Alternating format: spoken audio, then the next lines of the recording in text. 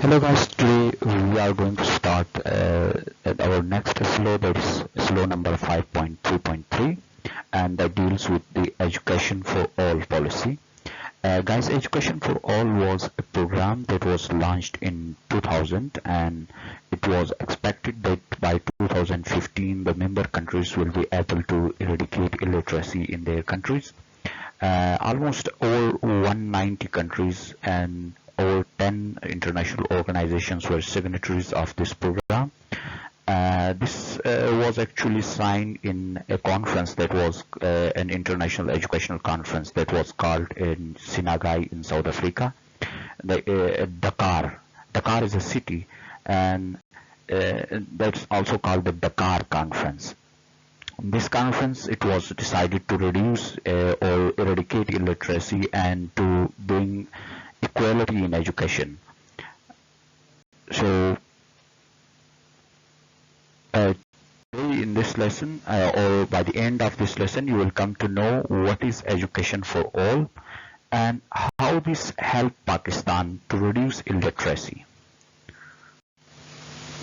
Now, let's have a brief introduction of this policy. Education for All is a global movement, and it is led by UNESCO, which is a specialized agency of the United Nations. And EFA, or Education for All, was adopted by Dakar Framework in April 2000 at the World Education Forum in Senegal, Africa. So guys, this is basically a global movement and a program, and UNESCO is leading this program, and the purpose of this movement or this program is to eradicate illiteracy in the entire world. The aims and objectives of this policy are: the first one is to fulfill the learning needs of all children, youth and adults by 2015. That is, the objective was set that by 2015 all member countries will fulfill all requirements and needs of all children, youth and adults, that they will gain education or they will be enrolled in schools. And the goal was set the goal in mind that all children will receive primary education by 2015. This was the goal. This was a goal set in Millennium Development Goals as well. If you remember, guys, that by 2015 all member countries, all the signatory countries, will make sure that all children are enrolled in at least enrolled in primary education by 2015. So this movement was launched to fulfill that requirement. And if you'll see, the Education for All goal also contribute to the global pursuit of 8 Millennium Development Goal, especially MDG 2 on universal primary education and MDG 3 on gender equality in education by 2015. That it was set in this moment. The objective was set that by 2015 all signatory countries will attempt to fulfill the goal that was set in Millennium Development Goal, the 8th Millennium Development Goal, which was to provide basic primary education to all children, and the MDG 3, which was the gender equality education by gender equality in education by 2015. That is, all signatory countries will make sure that both genders are receiving education, especially in third world countries. Although the literacy rate itself is vulnerable, it's not good, but if you will see the gender equality in education, that is much worse. And especially the female class, they don't have that much opportunities to get education. So it was set in this moment that signatory countries will take measures to come up with this issue. That is, they will bring gender equality in education by 2015. Now the goals. The first goal was to expand early childhood care and education. That is the ECD education, early child education. All signatory countries were liable to provide early child education to all children. And the next was that to provide free and compulsory primary education for all. Certain laws were also made, although they could not be implemented. For example, in the light of this goal, Pakistan had also legislated the government will not issue an IC to anybody who was not enrolled in school or who didn't get at least primary education. But this could not be implemented on ground because of number of reasons. And through this goal, it was said that all countries will provide free and compulsory primary education for all. And the third goal was to promote learning and life skills for young people and adults, and that is, it was said that different programs will be launched to improve skills, different skills that they will teach, or they will train youth and adults in different skills.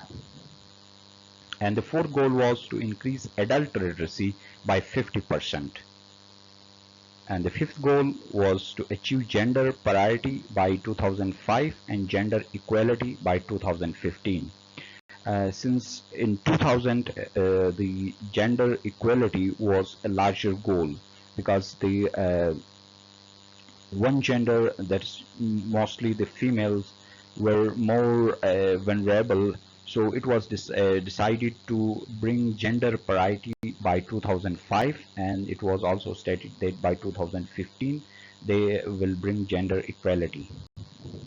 And the goal number 6 was that to improve the quality of education. Now, to make successful this movement, different partners were made. Since UNESCO was leading this movement, and different organizations and different personals were their partners who were contributing to achieve those goals. It includes private sector companies, Goodwill Investors. Guys, I hope you know who are Goodwill Investors.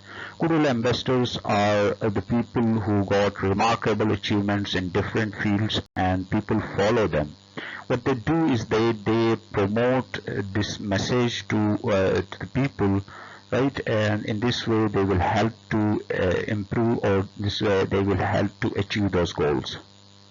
And media organizations help in different ways. For example, they advertise, and they also publish different journals and magazines that helps to improve education. And different philanthropic organizations which contributed, which provided financial assistance to the educational institutions, and different organizations which were working to reduce or reduce illiteracy or to improve literacy in countries. And different parliamentarians also played a very important role. And in wider global community, if you will see different intergovernmental organizations like SAARC, G8, these organizations also contributed to these organizations also contribute to achieve the goals. And different international organizations also contributed to achieve those goals.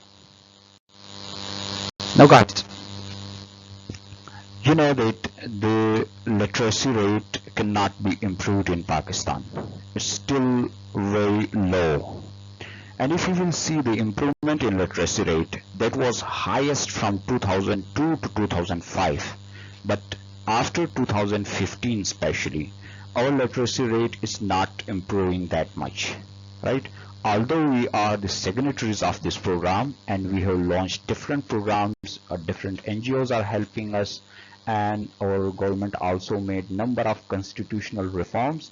For example, in the 18th amendment, we inserted a special article, that's Article 25A, which made the education a constitutional right of all citizens. But still we are unable to reduce illiteracy. Now, how this EFA, those goals and objectives, can help us to reduce illiteracy? That's your question. Thank you for joining. Take care. Goodbye.